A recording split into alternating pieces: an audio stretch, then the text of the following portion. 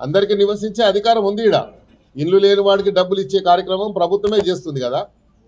అలా చేయకుండా వీళ్ళు చేసినటువంటి దీన్ని ప్రధానంగా ఇన్స్పెక్టర్ని అడిగేది ఉండే, నా పాత్ర ఏముంది, నేనేం చెప్పాను వచ్చాను. నేను వచ్చి ఆ లేఅవుట్ తీసి చూసి అక్కడ 2-3 పాత్రికేయులు ఉంటే వాళ్ళకి చూపించాను. మళ్ళీ ప్రెస్ కాన్ఫరెన్స్ పెట్టి చూపించాను. అదే కాపీని నేను రంగనాథ్ గారికి పంపించాను, వాట్సాప్లో పంపించాను.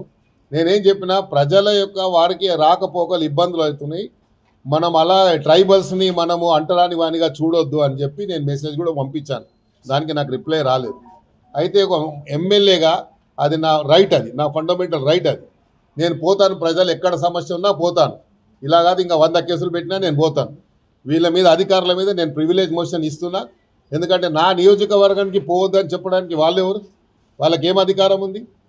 కాబట్టి నేను ప్రివిలేజ్ మోషన్ కూడా ఇవ్వబోతున్నా వాళ్ళ మీద. ఎందుకంటే ఇలాగా అద్దుమీరి ప్రవర్తిస్తూ ఉన్నారు.